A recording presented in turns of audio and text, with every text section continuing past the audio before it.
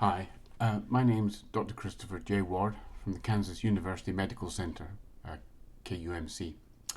And today I want to continue talking about the use of Cas12a RNA complexes to knock out genes in renal cortical epithelial cells.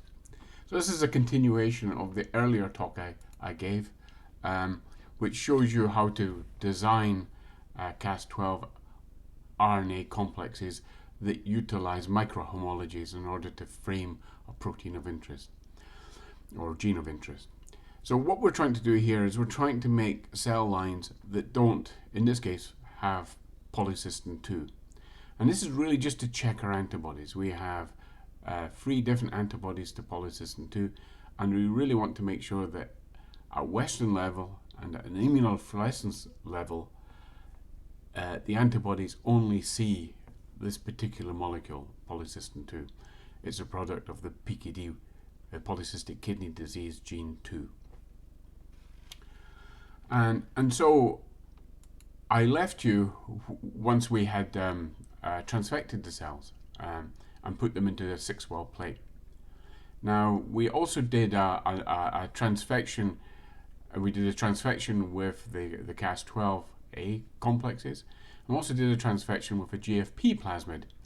And when we looked at the GFP plasmid experiment, the majority of cells had turned green. And so this implied that at least the electroporation had worked. So what do we do now? We need to get cells isolated cloned into separate wells. So that there's roughly just one cell per well. And then we want to then select wells that have got just one clone in them and then expand them. And we need about 24, okay? So what I do is I trypsinize the cells in the 6-well plate and then pull them all together. Resuspend in 5 mils of media, then dilute that 1 in 10, 1 in 100, and 1 in 1,000 in the media. And the media in this case is just simple RPMI, fetal calf, penstrep, and glutamine. And we're aiming for about 100 microliters per well. Now, one thing I like to do is I like to adjust the volumes and everything so that we've got about 3 plates at the 1 in 100 dilution and 3 plates at the 1 in 1,000. And then we're going to grow them to confluence, but I like to look maybe a week later and just mark out wells that have just got one clone in them. Now, usually to do this, we pick a plate that's got under 30% of the wells occupied by growing clones. This, by Poisson distribution, indicates that on average, in the cells or in the wells that are occupied, there's usually only one. On average, there's only one clone in there. But you can, if you are a keen observer, you can actually see wells that have actually just got one, and you pick those. So once you get to confluence, we trypsinize the wells with a single clone. And to do this, we wash once with PBS and then use 30 microliters of 1 times trypsin EDTA. Then we split that 30 microliters between 2 replicate wells and 2 separate 24 well plates. So one of these 24 well plates, you're going to sacrifice for DNA, and the other you're going to keep. So they've got to be replicates of one another. So for example, if you're picking a clone and you've got 30 microliters of trypsin EDTA with your cells in them, you put 15 microliters into 1A and then 15 microliters into 1A, and same for 1B and 1C, so that you've got 2 identical 24 well plates. Rightio. So you let those grow up. And then what we're going to do is we're going to isolate DNA and then PCR up across the mutation to look for deletions. So what I do is I wash the confluent well with PBS 3 times. I then use a lysis buffer from PureGene, Quiogen, to prepare the DNA. We use about 300 microliters of this per well, and then just follow the manufacturer's instructions to make the DNA. Very easy. Now we've developed a pair of PCR primers, which I'll explain later on once we get Artemis up and running, on either side of the potential mutation. This makes a product that is about 200 to 250 base pairs long. And this is so that it can be resolved in a 10% acrylamide gel. We can see deletions are bigger than 4 base pairs quite easily. So we PCR and run the DNA on the TBE gel. This is tris borate EDTA. I use 200 volts for 1 hour. Then I stain with CyberSafe DNA gel solution. I use 5 microliters and 100 mils of water, and just give the gel about 15 minutes in that, and then wash it 3 times, 5 minutes each, just with water to get the background down.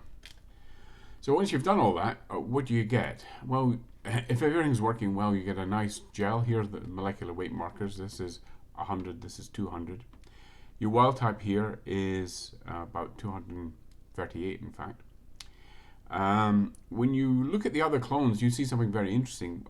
Behind them, a lot of these different clones have got bands that are sort of delayed on the gel or retarded. These are called heteroduplex bands. What they represent is basically, if you imagine an allele that's got a deletion, say, of 10 base pairs, and one that has a deletion, say, of 5 base pairs. If you amplify these, the 5 base pair will go with the 5 base pair and the 10 with the 10. But sometimes the 5 will go with the 10 deletion. And what you'll get is a kind of bubble between the two strands of DNA, an area of mismatch. Okay? And that's called a heteroduplex. And they run anonymous. They have an anomalous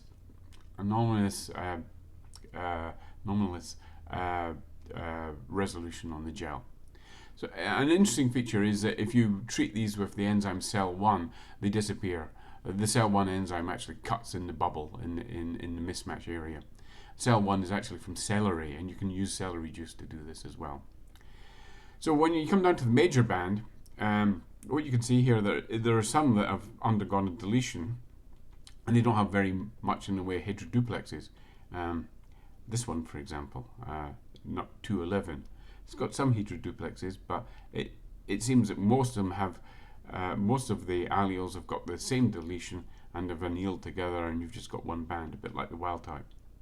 So the ones I went for were 211, because it looked nice and clean, and 218, again, it didn't have heteroduplexes, but it was smaller, so it implies that there's only one allele there. And then I took this one too because it looked interesting to me, and it had lots of heteroduplexes, so 212. And in fact, this is the one I ultimately followed up. So now remember what the objective of this experiment was. It was to make a cell line that didn't make polycystin 2. And in your case, it'll be your protein of interest. So if you have an antibody that theoretically detects your protein of interest, you can select clones that have deletions by showing that the cells cannot make the protein. So I took those 3 clones that we just saw, and I expanded them, these clones of interest, first into the 25 ml culture flask, and then I expanded them into 2 large plates. And then once confluent, I harvested a large plate for protein, and I use a simple membrane prep. Then I run the samples on a Western blot and probe with the antibody, and this is what we get. So here is the wild type, and here are the various clones that I selected. And here you can see a Kumasi gel. It's just stained with Kumasi blue, and you can see the wild type and all the subclones. And so the pattern is roughly the same, and the loading is roughly the same. But when you then look, and this is with antibody D3, you can see the polycystin 2 tetramer here and the dimer here. So with D3, you often only just see the dimer and you don't see the monomer. The monomer should be down here. That's just a technical point here. But we do have clones like number 5 and 22 and 2212 and 2218, which don't have any reactivity. Yet they're staining well here. Okay. And so I kind of like this one. and so I investigated it in a bit more detail. And so what we did was I selected a clone, didn't make the protein of interest, and then sequenced the PCR product. So you can either sequence directly or do what I do, which is subclone a bacterial vector, and just pick a bunch of different clones and run them out. So let's have a look at what we did using Artemis. So here is Artemis. Here is the PKD2 gene here running across, and I was interested in exon 7, and so and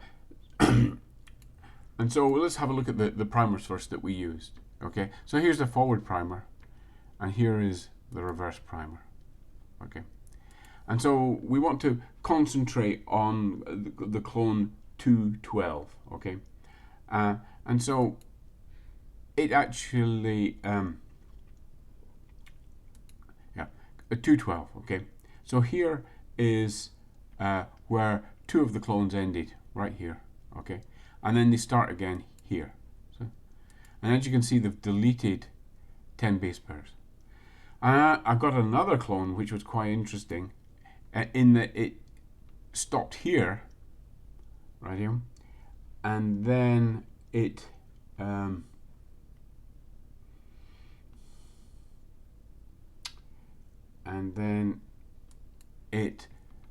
started here, so it deleted this region here, which is actually 36 base pairs.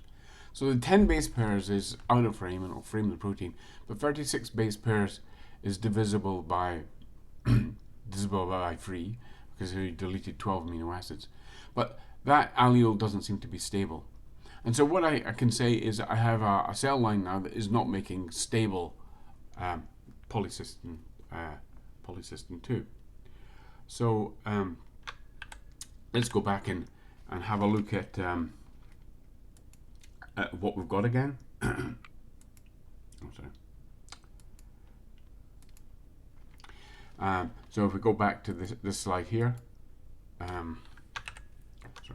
go back to this slide here. This is again with the D3. It's this clone here. As you can see, it's got plenty of protein, but it's just not making any polycystin 2. Now these clones here might be capable of making a small proportion of polycystin 2 and might actually be useful. So what I usually do is with that other plate is I trypsinize it and I freeze it down, so that we've got something for posterity.